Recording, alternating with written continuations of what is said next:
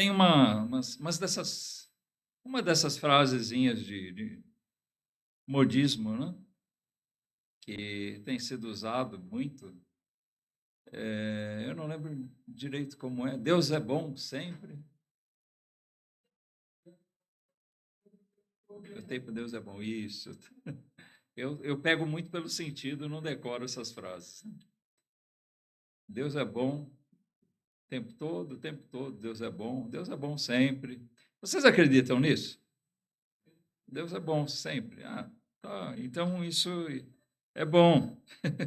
É bom que a gente saiba disso, né? Eu quero convidar vocês a lerem comigo o versículo 12 do Salmo 119.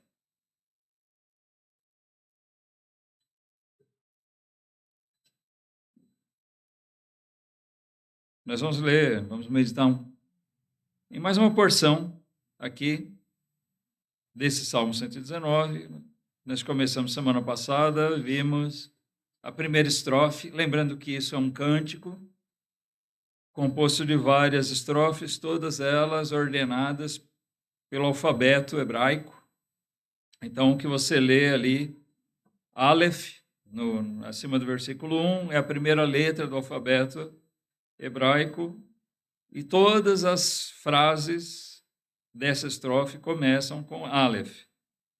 Lógico que na tradução não dá para manter essa regra. Tá? Nós vamos ver aqui, a partir do versículo 9, Bet, e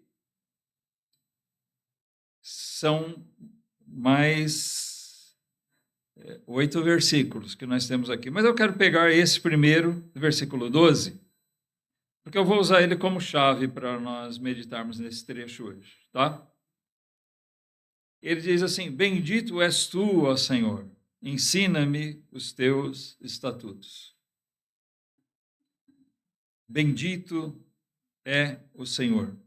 Isso tem a ver com a bondade de Deus. Quando nós exaltamos a Deus como bendito, nós estamos ressaltando aqui a qualidade de Deus na sua condição de abençoar. E quando ele trata aqui da palavra de Deus para nós, é nesse sentido que ele se refere. Deus nos abençoa através da sua palavra. As pessoas muitas vezes medem as bênçãos de Deus por aquelas coisas materiais que ela alcança, não é verdade? Eu estou com um bom emprego, estou gozando de boa saúde, eu estou sendo muito abençoada por Deus. Talvez. Mas o grande problema, né, se nós sabemos que essas coisas são dom de Deus, amém? Devemos dar graças a Ele, louvar a Deus por isso. Né? Agora, nós devemos olhar também para o fato de que a palavra de Deus é uma forma com que Ele nos abençoa. Toda a palavra de Deus foi escrita em nosso benefício, certo? Para nos ensinar, nos redarguir, nos corrigir, nos instruir em justiça. A palavra de Deus foi dada para nós conhecermos um pouco de Deus. Deus se revela através da sua palavra. A palavra nos foi dada para que nós possamos enxergar a nossa pecaminosidade. Essa mesma palavra nos foi dada para que nós possamos enxergar também que esse grande problema, essa grande doença, esse grande mal tem cura. Pelo Evangelho, Jesus Cristo. Então, ela nos apresenta a salvação. A palavra de Deus ela mostra a perfeita vontade de Deus e como é o ideal que nós andemos nela.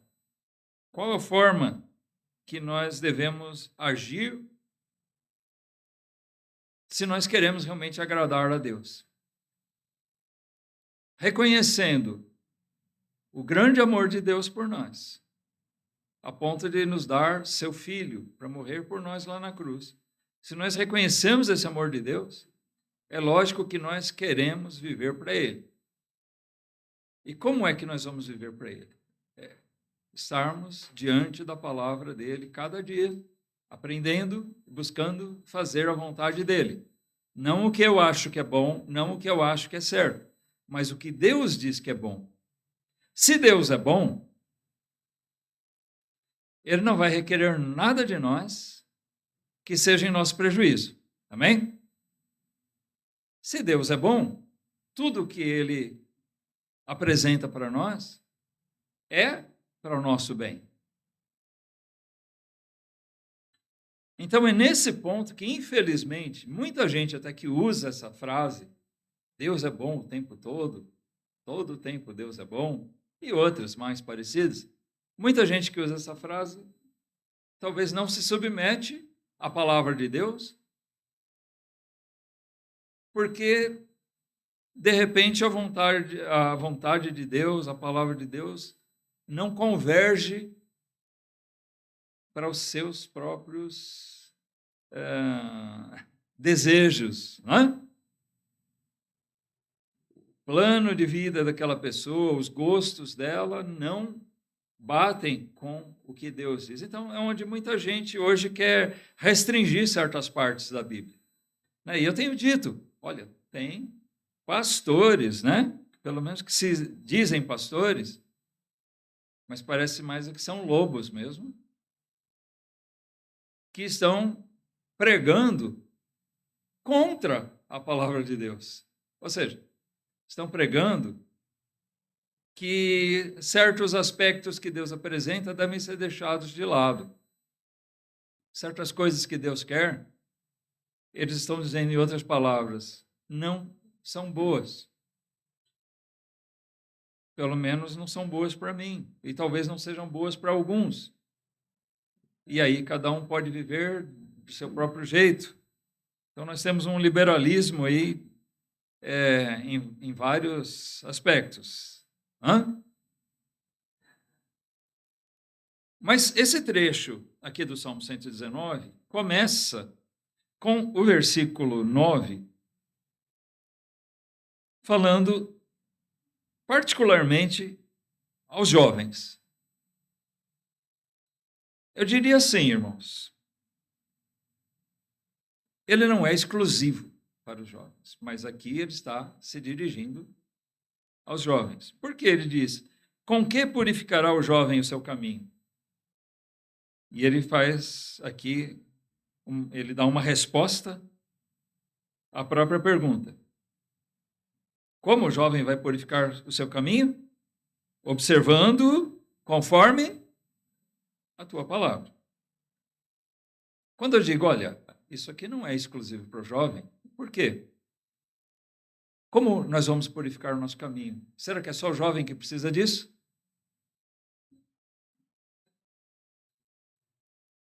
Os adultos, os idosos, não precisam purificar seu caminho? Nós não precisamos de santificação? É óbvio que sim. Mas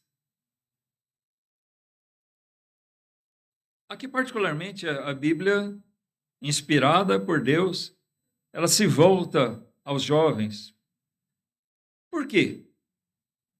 Olha, nós sabemos muito bem as lutas da juventude. Quem aqui é jovem? Opa, tem alguns aí. Eu perguntei quem é jovem, viu? Não quem já foi. Não, mas o fato é o seguinte: alguns são jovens, outros já foram. Quem já não é mais jovem, pelo menos um dia foi. E nós vamos, talvez fazendo um esforcinho de memória, nós vamos lembrar de que na nossa juventude nós tivemos muitas lutas. Sabe por quê? Ainda ontem eu estava conversando com um irmão. Na juventude a gente ainda está assim definindo nosso caráter, a gente ainda é um pouco inseguro. E a juventude ela é cercada pelas paixões, né? Paulo chega a recomendar para Timóteo, que era um jovem servo de Deus, colocado ali para conduzir uma igreja. Então, nós podemos dizer que ele era um pastor, exercia as funções pastorais. Paulo exorta Timóteo a que ele não se deixasse levar pelas paixões da mocidade, que não se deixasse abater por coisas inerentes à mocidade, à juventude, talvez até críticas. Ele ser rejeitado por ser muito jovem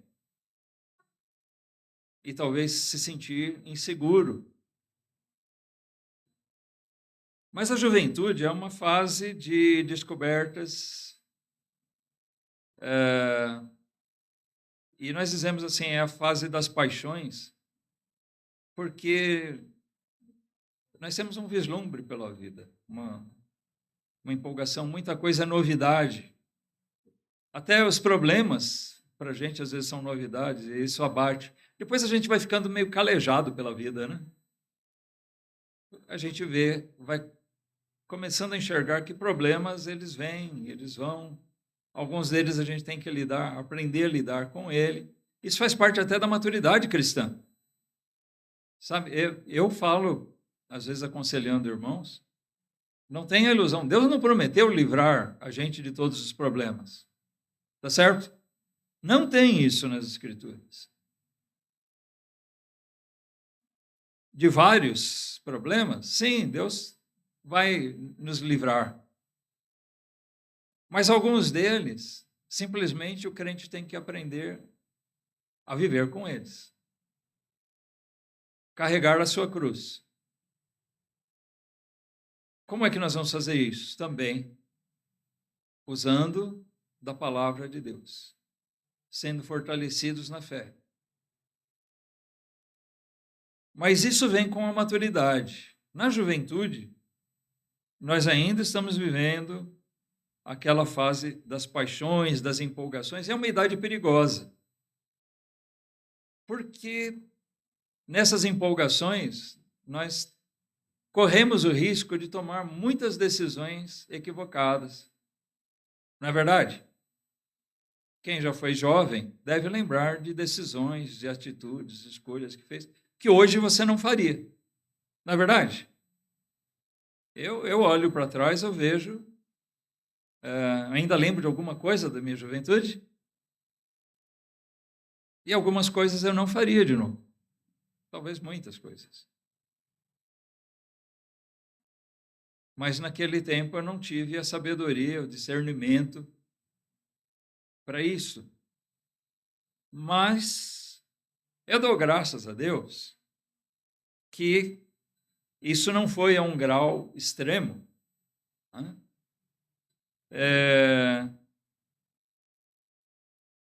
E, numa certa e boa medida, Deus cumpriu aquilo que é dito nesse versículo na minha vida.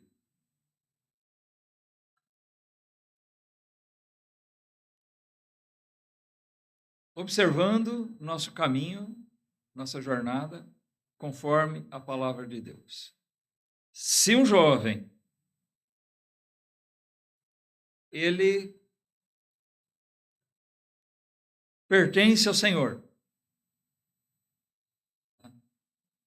Se você é um salvo, meu irmão, minha irmã, jovem, adolescente, jovem,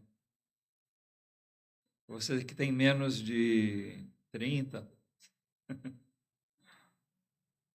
olha, Vocês querem realmente agradar ao Senhor?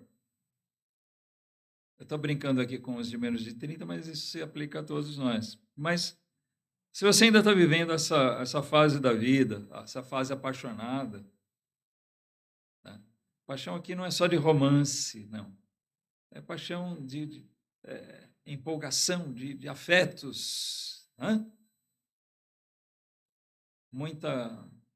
Muita coisa, talvez, aquela fase de ser muito sonhador, né? De almejar coisas fora da nossa realidade, às vezes, de empolgação, às vezes empolgação excessiva. Olha,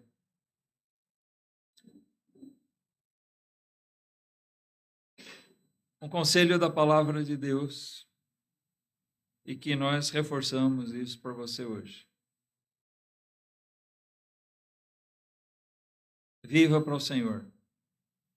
Busque a santificação. E isso não pode acontecer sem a palavra de Deus.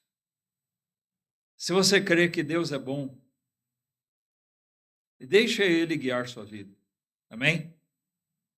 Coloque a palavra de Deus como a regra para te guiar.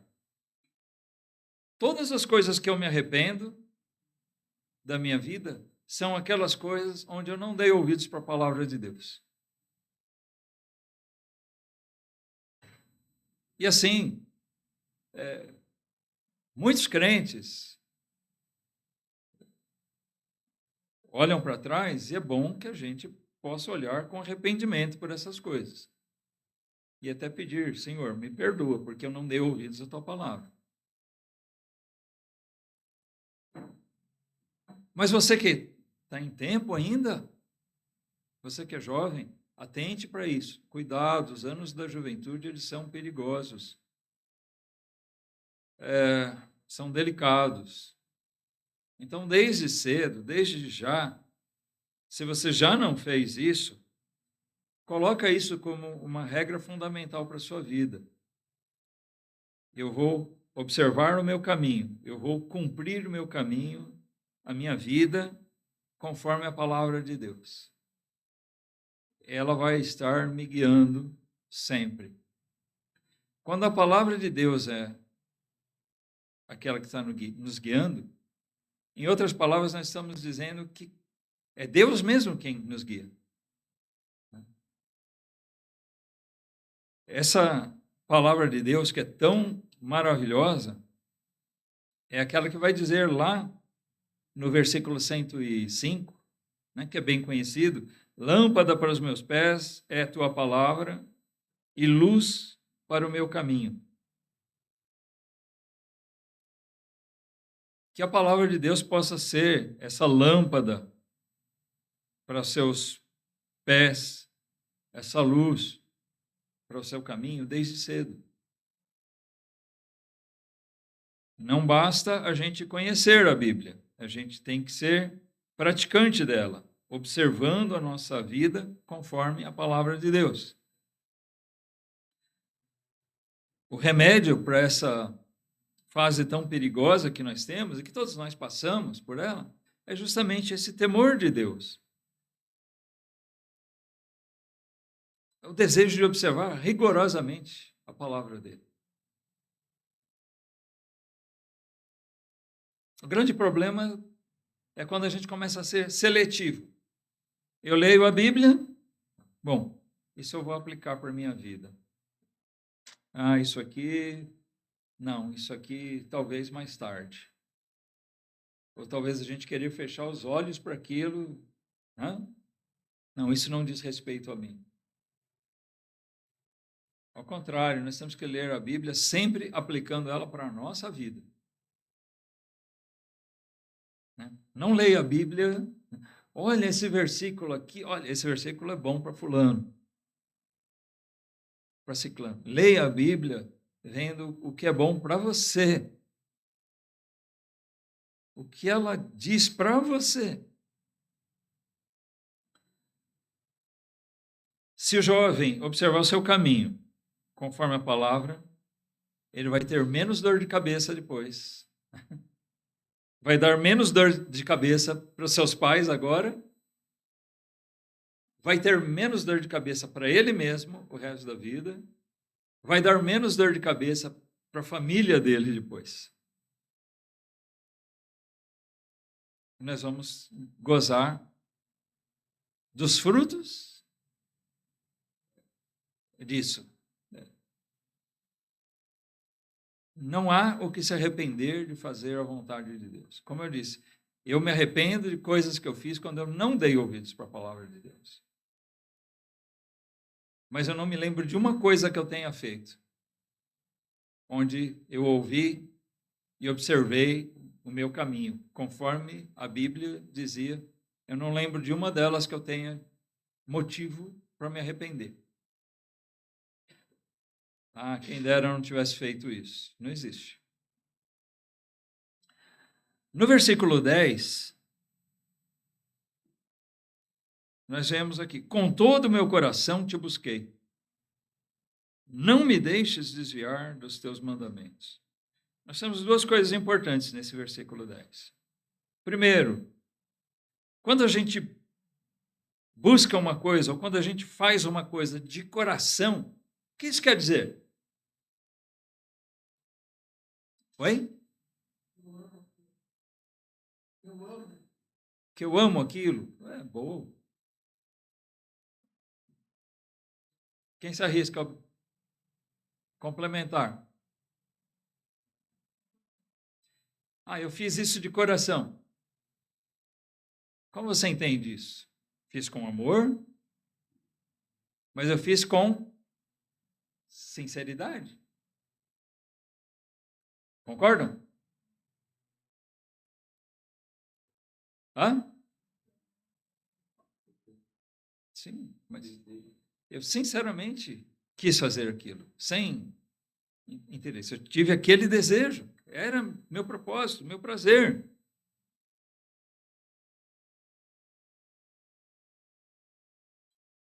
Assim, nós devemos observar essa questão da palavra de Deus. Com todo o meu coração, nós estamos falando aqui de sinceridade.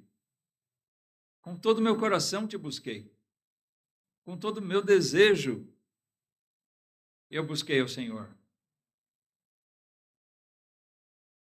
E como é que nós vemos isso expresso na nossa vida?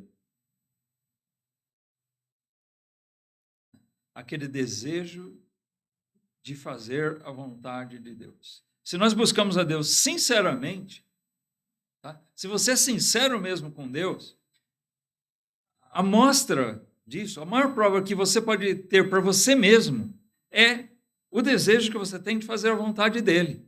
Amém? Muita gente diz: ah, eu amo a Deus. O que você faz para mostrar que ama Ele? Ah, eu acho que eu sou bom, eu faço as coisas de uma maneira moderada, talvez. Não, mas espera aí. Você conhece a vontade de Deus? Tem pessoas que dizem: eu amo a Deus, mas eles não conhecem nem a Bíblia, eles não sabem qual é a vontade de Deus. Tem gente que fala certas coisas como se elas estivessem nas Escrituras, na Bíblia. Já ouviu isso? Tem profecias, tem frases, provérbios, ditados assim que as pessoas falam, às vezes achando que é da Bíblia, e não é. E tem coisas que algumas pessoas acham que é Deus que disse aquilo e não é. Aí nós temos um grande perigo nessa questão. Se nós realmente amamos ao Senhor, buscamos a Deus de coração, se nós somos sinceros no nosso amor a Ele, no nosso desejo de agradar a Deus, necessariamente nós vamos ter o desejo de fazer a vontade dEle. Para isso nós precisamos conhecer a palavra de Deus. Precisamos conhecer a vontade dele e, lógico, aqui tem a outra coisa que eu disse. Aqui nós temos 2 pontos: a sinceridade, a necessidade da nossa sinceridade, mas nós temos também a nossa dependência de Deus. Porque, note, ele diz aqui, ele faz um pedido: não me deixes, Senhor, não me deixes desviar dos teus mandamentos. Uma coisa que nós temos que aprender é o quanto nós somos frágeis. O primeiro passo para nós cairmos é nós nos superestimarmos.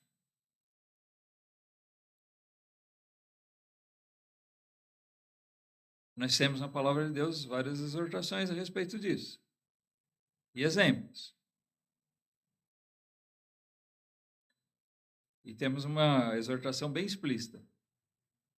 Você que está de pé, veja que não caia. Tome cuidado. Lembra do exemplo de Pedro? Pedro foi um grande servo de Deus. Um discípulo de Jesus, sincero. Mas nessa sinceridade, em alguns momentos, Pedro se superestimou. Ele superestimou sua fé. E foi onde ele levou um grande tombo. Ele achou que jamais ele, nem sob a ameaça da espada de morte, ele negaria Jesus. E Jesus disse: Pedro, hoje mesmo você vai me negar. Antes que o galo cante, você vai me negar 3 vezes hoje. Nem uma vez só era, 3 vezes. Ainda hoje eu lembrei disso aqui no nosso estudo com os juniores. Pedro não imaginava que isso pudesse acontecer e acho de maneira nenhuma. Nós não devemos dizer isso. Nossa palavra deve ser essa: Senhor, não me deixe desviar dos teus mandamentos. Não me deixe desviar da tua palavra, Senhor. Eu quero verdadeiramente te agradar, mas eu dependo, eu preciso que o Senhor me sustente, que o Senhor me ajude. Porque eu sou fraco. A humildade é alguma coisa muito importante que nós precisamos aprender a exercitar, a exercer na nossa vida. Deixando aqui aberto, mas vamos dar uma olhadinha lá em Tiago 4, lá no Novo Testamento. Tiago, capítulo 4, versículo 10. Nós lemos lá: humilhai-vos perante o Senhor, e ele vos exaltará. Aqui nós temos uma exortação séria para nós. Humilhai-vos perante o Senhor. Seja humilde diante de Deus. Como é que a gente se humilha diante de Deus? É nesse aspecto. Senhor, eu preciso de Ti em cada coisa.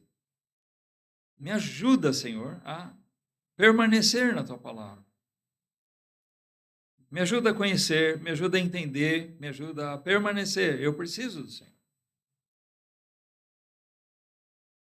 De volta para o Salmo 119. O versículo 11, não menos importante. Ele diz assim: escondi a tua palavra no meu coração para eu não pecar contra ti. Olha, se por um lado nós precisamos da ajuda de Deus para não desviarmos da palavra, por outro lado, nós temos que ter propósito.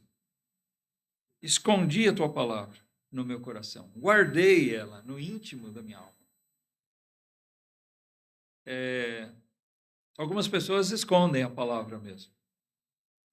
Eles pegam a Bíblia, colocam em algum lugar que depois eles nem lembram onde deixaram. Mas não é desse jeito que nós temos que esconder.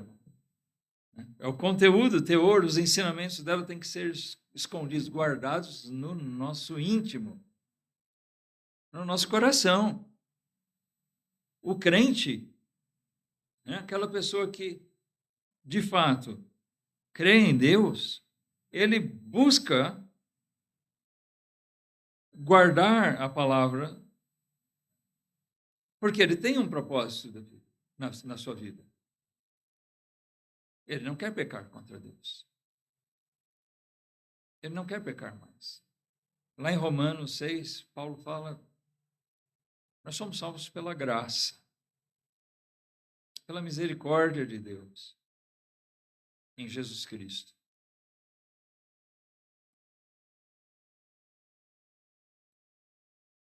Nós somos salvos por essa graça. Mas alguém pode dizer, bom, se você é salvo pela graça, então pode pecar à vontade. Mas o que ele diz? De maneira nenhuma. Por quê? Quem agora é um salvo, quem agora realmente crê em Deus, crê em Jesus, ele morreu para o pecado. Isso quer dizer, ele não quer viver mais para o pecado, de jeito nenhum. Ele não quer voltar para aquilo, de onde ele foi tirado. Esse é o desejo sincero de alguém que teme a Deus, que ama a Deus. Eu escondi a tua palavra no meu coração para eu não pecar contra ti. Eu tenho esse propósito. Então, isso se aplica até aquele primeiro versículo. O jovem que quer realmente purificar sua vida, viver de acordo com a vontade de Deus, ele precisa esconder a palavra de Deus no seu coração.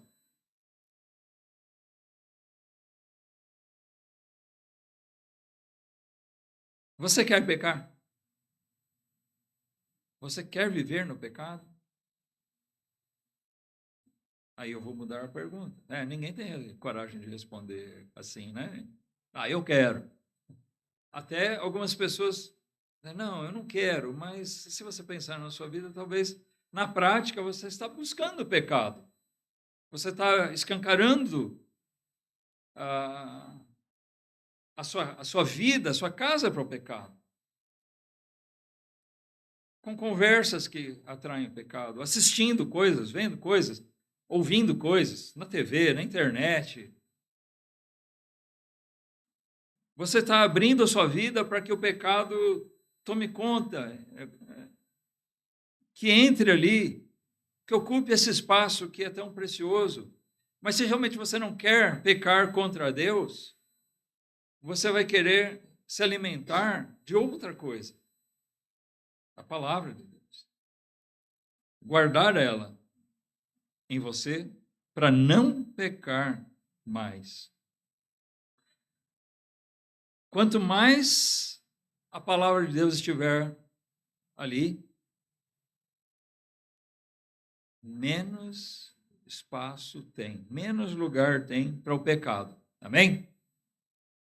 Quanto mais você ocupar a sua vida com a palavra de Deus, menor o espaço, menor a probabilidade do pecado. E eu não estou falando aqui de você simplesmente se encher da palavra de Deus só com leitura técnica. Tá? Ou seja, tem gente que enche a cabeça com a palavra de Deus, mas isso não vai para o coração. E o que o salmista diz aqui? Escondi a tua palavra no meu coração. Entende a diferença? É quando a gente absorve a palavra de Deus e realmente coloca ela como propósito na nossa vida e nós nos enchemos dela, não só com o conhecimento intelectual dela, mas também com a busca intensa, com o verdadeiro desejo de que ela seja real na sua vida. Aí vai sobrar muito pouco espaço para o pecado. E quanto mais você se revestir dela, mais você vai ficar cheio da palavra, cheio do Espírito, menos lugar para o pecado. Essa é a fórmula para nós termos uma vida de santidade, para nós termos uma vida que agrada ao nosso Deus, para termos uma vida que agrada ao nosso Criador. especialmente para agradarmos ao nosso Salvador.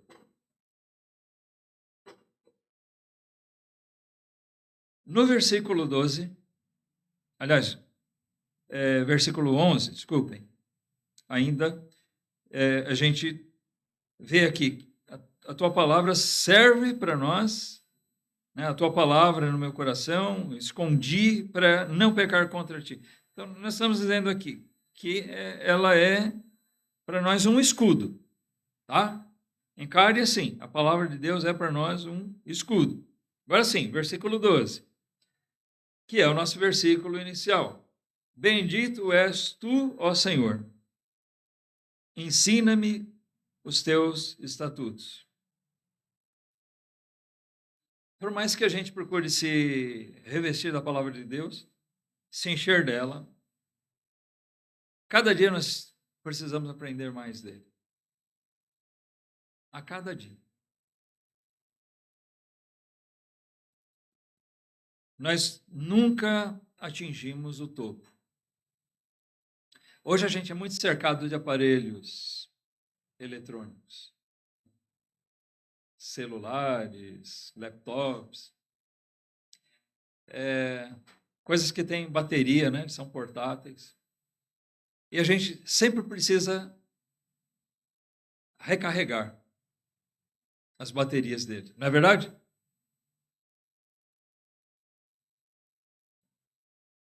Quando você vê o seu celular ali,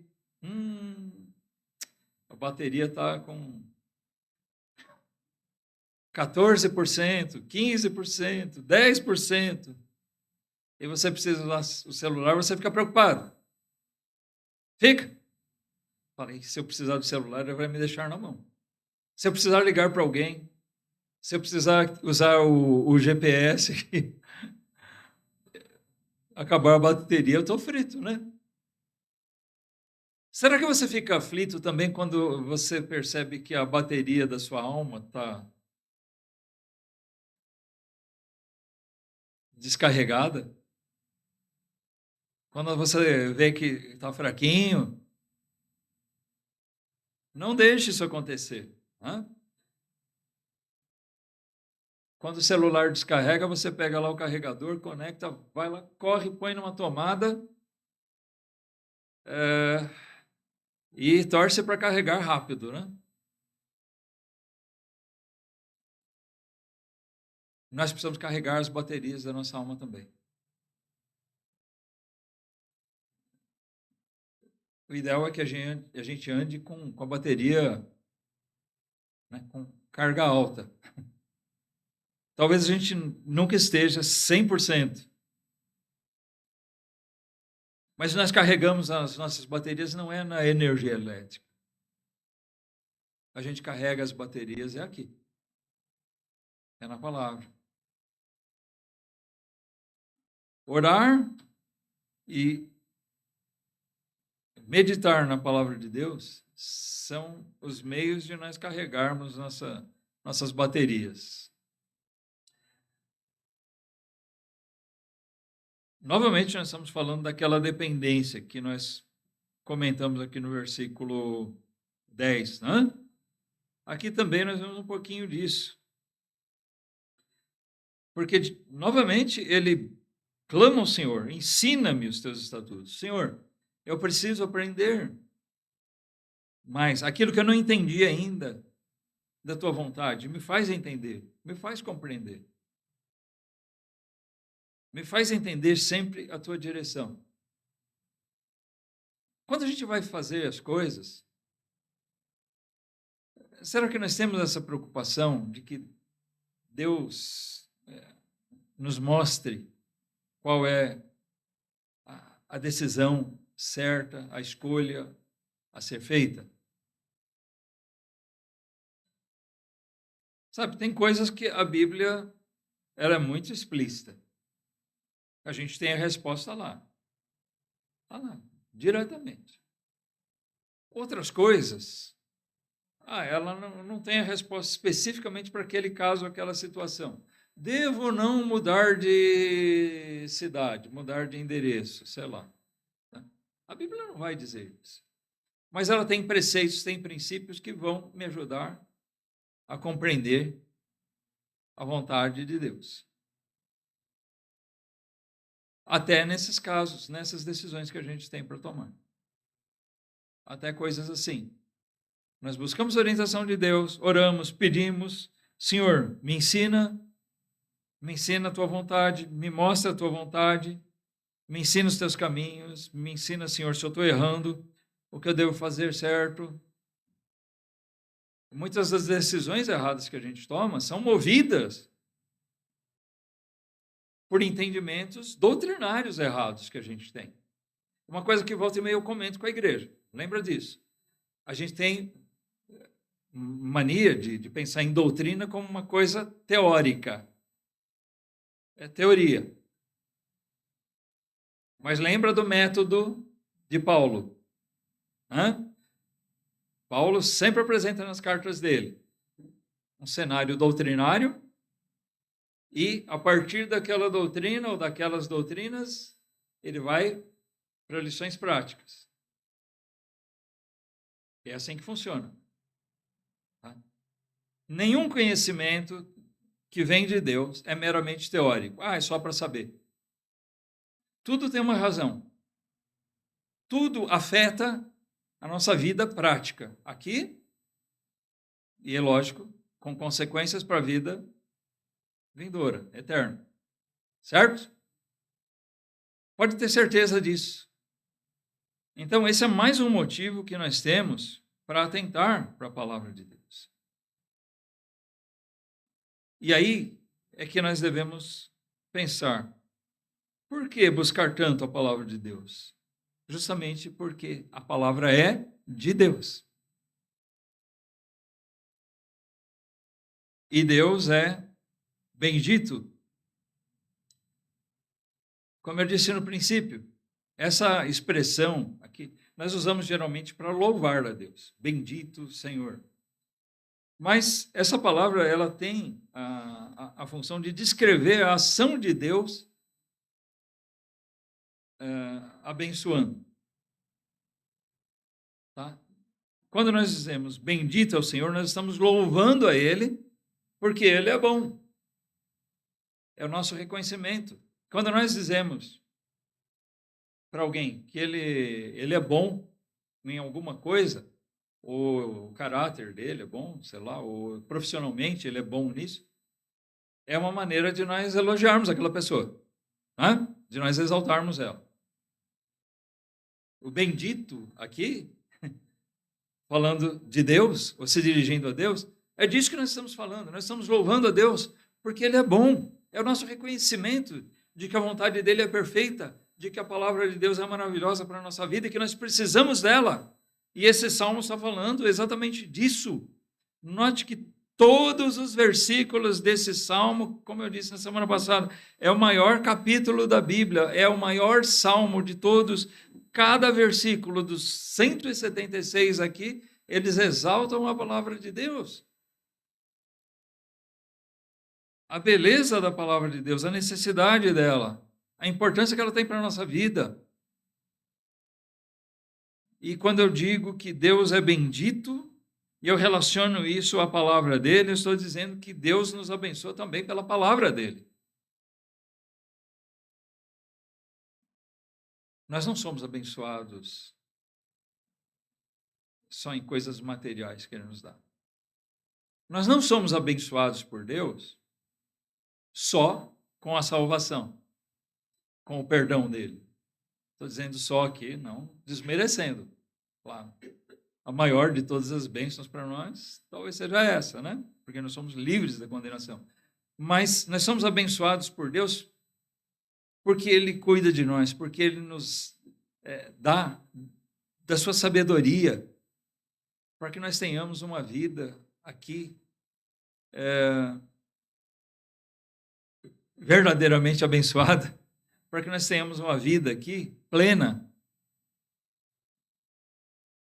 Você já imaginou se todos os homens, né, se não tivesse entrado o pecado no mundo, se todos nós, descendentes de Adão, se todos nós vivêssemos plenamente a vontade de Deus? Todos nós cumprindo a vontade de Deus?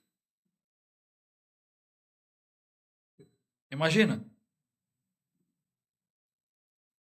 Consegue imaginar isso? Bom,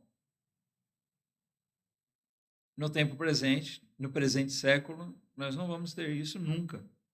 Nós vamos conviver com o pecado no mundo e convivemos com o pecado que habita em nós mesmos.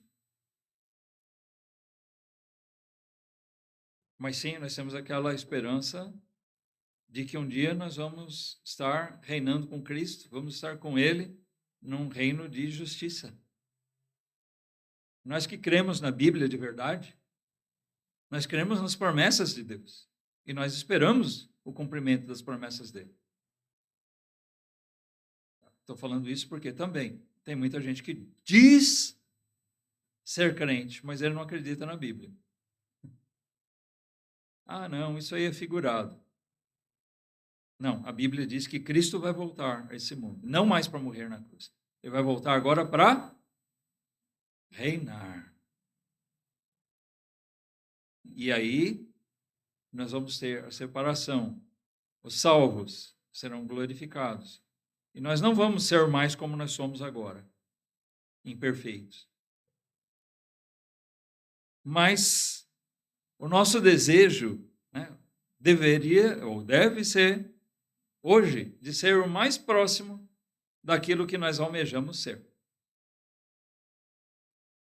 Nós vamos ser plenamente santos? Vamos? Vamos. Bom, aqui eu sei que eu não vou ser plenamente, mas eu tenho que buscar. O desafio do crente é esse, é viver conforme a vontade de Deus no meio de um mundo de pecado.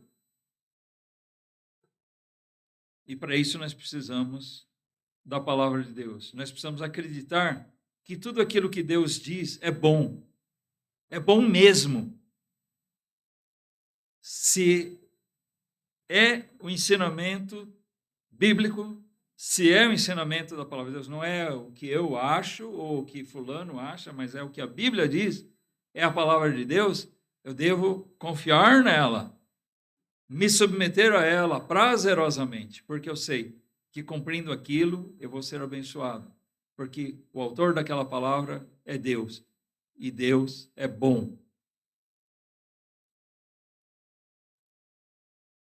E Deus vai estar fazendo bem para mim. Versículo 13. Aqui nós vamos pegar um pacotezinho, nós estamos para o final. Nós vamos ler 3 versículos aqui, 13, 14 e o último, 16. Nós vamos deixar o 15 por último, tá? Ele diz aqui, versículo 13: com os meus lábios declarei todos os juízos da tua boca. Folguei tanto no caminho dos teus testemunhos, como em todas as riquezas. Recriar-me-ei nos teus estatutos. Não me esquecerei da tua palavra. Então, o que nós vemos nesses versículos em comum? Primeiro, ele manifesta aqui o prazer, a alegria de falar da palavra de Deus. Quando a gente gosta de uma coisa, a gente tem prazer de falar dela. Não é assim? Aquilo que a gente gosta, a gente tem prazer de falar daquilo. Falar daquilo para outros. Tem um hino que diz, nós falamos sobre tantas coisas, né? Sobre o tempo, sobre o calor, sobre a chuva. E é verdade, a gente fala sobre tantas coisas na vida e às vezes nós não falamos daquilo que é principal, né? O hino fala de falar de Cristo, o Salvador. Nós não podemos deixar de falar das maravilhas que nós aprendemos da palavra de Deus. E o salmista diz, com alegria aqui, né? Ele está manifestando essa alegria, esse é o teor principal desses versículos. Com os meus lábios declarei todos os juízos da tua boca. Ele fala disso com prazer. Eu falei disso porque meu prazer estava nisso. Eu me alegro. Eu acho maravilhoso a tua palavra e eu compartilho, sou levado a compartilhar com os outros. Expressar o meu contentamento em Deus. Se a palavra de Deus é boa, se Deus é bom, a palavra dele é boa, nós devemos fazer isso. Anunciar, divulgar, falar dela, para exaltar a Deus. Amém? Exaltar a Deus. E assim também levar esse mesmo bem que Deus faz para nós a outros também. Quando nós nos preocupamos em pregar a palavra de Deus para outras pessoas, a gente precisa tomar cuidado. Quais são os nossos interesses? Muitas vezes a ideia é o quê? Nós vamos falar do Evangelho, né? Nós vamos pregar para alguém, para ela vir para a nossa igreja crescer.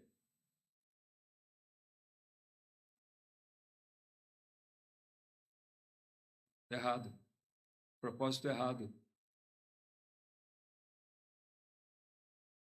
É certo que nós devemos desejar ver igrejas crescerem, com pessoas salvas, convertidas, arrependidas dos seus pecados, crentes em Cristo Jesus.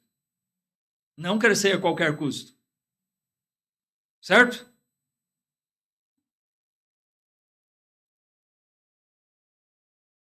Mas não é esse o propósito principal, trazer alguém para a igreja.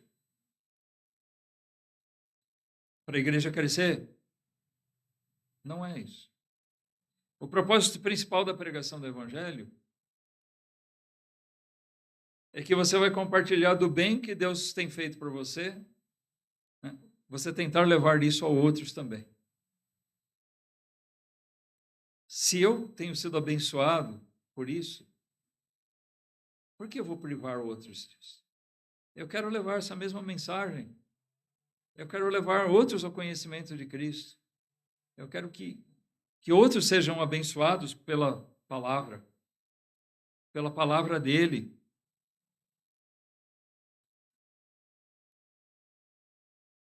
Também ele diz, o salmista diz aqui no versículo 14, nessa mesma expressão de alegria, é o seguinte: ele diz, folguei tanto no caminho dos teus testemunhos como em todas as riquezas. Folgar, essa expressão bíblica aqui, quer dizer, eu me alegrei. Tá? Eu tive prazer nisso. Eu folgo, quer dizer isso, eu me alegro nisso. Ele está falando aqui do prazer que ele tem na palavra de Deus, como em todas as riquezas. Ele não está comparando aqui riquezas materiais, propriamente, com a palavra de Deus. É uma expressão poética para dizer o quanto é preciosa a palavra de Deus para ele. Eu me alegro nela. Como nós costumamos nos alegrar nas coisas materiais, né? Todo mundo fica satisfeito, né? Eu tenho certeza que se você chegar no seu trabalho amanhã e o patrão, né, você que é empregado, o patrão fala, olha, eu resolvi dobrar o seu salário. Você vai ficar contente, não vai? Opa! Nada de errado nisso. Mas nós nos alegramos com coisas assim. Agora o salmista está dizendo aqui, eu me alegro, como as pessoas costumam se alegrar nas festas, nas filhos que nascem, aumentos de salário, sei lá, todas as coisas as riquezas que nessa vida nós podemos adquirir, eu me alegro na tua palavra. É fonte de alegria para mim. Eu me regozijo, eu me sinto realmente satisfeito, alegre, prazeroso. Eu folgo na tua palavra, eu me alegro nela. Desfrutar dela como um bem preciosíssimo que ela é, né? Como realmente ela é. Da mesma maneira, no versículo 16, quando ele diz, recriar-me-ei nos teus estatutos, ele está falando de se alegrar, se deleitar na palavra de Deus e não esquecer dela. Olha, aqui são dois opostos, né? Nós podemos nos recriar, nos alegrarmos na palavra de Deus, ou podemos esquecer dela. Cuidado se você está esquecendo da palavra de Deus, deixando ela de canto, deixando ela de lado. Ela deve ser o nosso prazer cada dia. Nós devemos meditar nela quando? De dia e de noite. Isso quer dizer, sempre. Por último, uma palavrinha sobre o versículo 15. Meditarei nos teus preceitos e terei respeito aos teus caminhos. Respeito à palavra de Deus. Cada coisa deve ser tratada com o devido respeito, conforme ela é. Outro dia assisti uma cena de um tribunal, né? E um advogado, ele se dirigiu ao juiz tratando de senhor.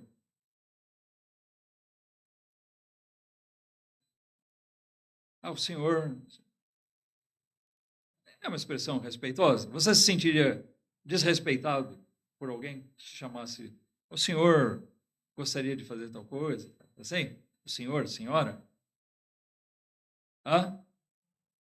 Eu não. Mas acontece que eu não sou um juiz. Existe uma forma correta de se dirigir a um juiz. Mesmo entre eles, entre os seus pares, eles se tratam. Vossa Excelência, né? Eu nem lembro qual que é. Eu não tenho que lidar com o juiz. Mas eles têm a forma certa de lidar com eles. A seriedade que tem que ser tratada. Tem que ser com rigor. O juiz ali ameaçou o advogado, por ele para fora pelo desrespeito dele. Nessa ocasião, é interessante. Aí o advogado correu, tratou de procurar se retratar, mesmo assim ele levou uma tremenda de uma reprimenda ali do juiz.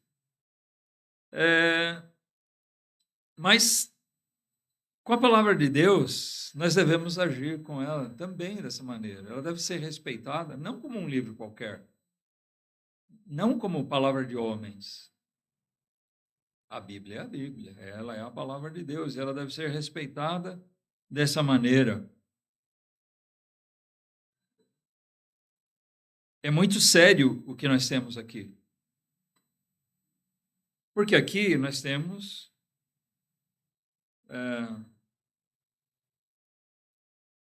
palavras de vida eterna. Aqui nós temos a perfeita justiça de Deus expressa. Aqui nós temos a revelação de Deus aos homens. Deus se revela, de certa forma, de outras maneiras? Sim, de certa forma. Na própria natureza, Deus se revela, se manifesta aos homens. Mas aqui, na Bíblia, ele se revela de uma maneira especial. Então, esse livro tem que ser tratado com seriedade e com o respeito que é devido a ele. Por isso nós somos contrários a fazer piada da Bíblia. Hoje virou moda, né? Tem alguns aí imitando um certo pastor, que é um piadista, né? Chamado pastor, que é uma pena, ele até ensina muitas coisas que são bíblicas, mas fazendo piada e muitas vezes assim coisas jocosas. Sabe, a Bíblia, a palavra de Deus, ela não é para ser tratada assim. A Bíblia, de maneira nenhuma, ela deve ser tratada com piada. Quando nós nos deparamos com a Bíblia, é um momento solene. Nós estamos aqui, numa casa simples, pessoas simples. Quem está expondo aqui é uma pessoa simples. Eu não sou um cara de grande cultura, não. Mas nós estamos diante da palavra de Deus. Esse é um momento solene. Tá?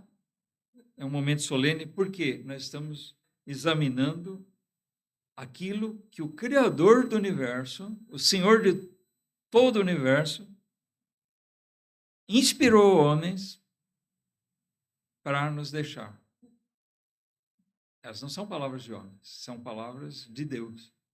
Deus falou pela boca deles, pela pena deles, mas é a palavra de Deus. Deixou para nosso ensino. Então, nós temos que levar isso aqui com toda a seriedade, com todo respeito, reverência, refletirmos na palavra de Deus. O trato com esse livro começa pela questão material. Eu digo, nunca deixe sua Bíblia jogada por aí, jogada no chão. Tem gente que usa a Bíblia como agenda, né? Anota telefone, rabisca. Você rabiscar ali, fazer anotação é uma coisa. Agora, você rabiscar coisas que não têm nada a ver com a Bíblia. Isso é outra, totalmente diferente. Tá? Mas essa é só uma parte. Porque o nosso respeito à palavra de Deus vai principalmente no caminho daquilo que ela ensina, de nós refletirmos e nós levarmos a sério os ensinamentos dela. Levar a sério a palavra de Deus. A vida cristã não é uma brincadeira. Ela é fonte de prazer? Sim, mas ela não é uma brincadeira.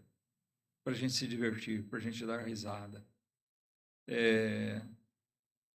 Nós temos alegria, nós temos, né, nossa confraternização, a gente brinca, nós não somos robôs, né? A gente brinca, a gente fora do momento de culto, de estudo da palavra, nós fazemos brincadeiras com a gente, né, entre nós, mas a Bíblia, a palavra de Deus, ela é algo sério para nós. As coisas de Deus, elas devem ser levadas sempre, sempre a sério. Então, nós devemos meditar nos preceitos de Deus e ter respeito aos caminhos dele. Nos aplicarmos em considerar que tudo que Deus nos diz através da sua palavra é importante. É importante dar ouvidos, é importante a gente atentar, refletir, medir na nossa vida, né? Eu sempre digo, tem coisas que hoje eu aprendo da Bíblia e que eu penso, bom, no momento eu não vejo sentido prático para isso. Mas daqui a algum tempo vai aparecer uma situação onde eu vou precisar daquele conhecimento. Que bom é que eu tenho aquilo armazenado. E nessa hora, a palavra de Deus me alimenta, me supre. E aí se cumpre aquilo que nós vemos o salmista pedir aqui. É onde o Senhor não nos deixa desviar dos caminhos dele.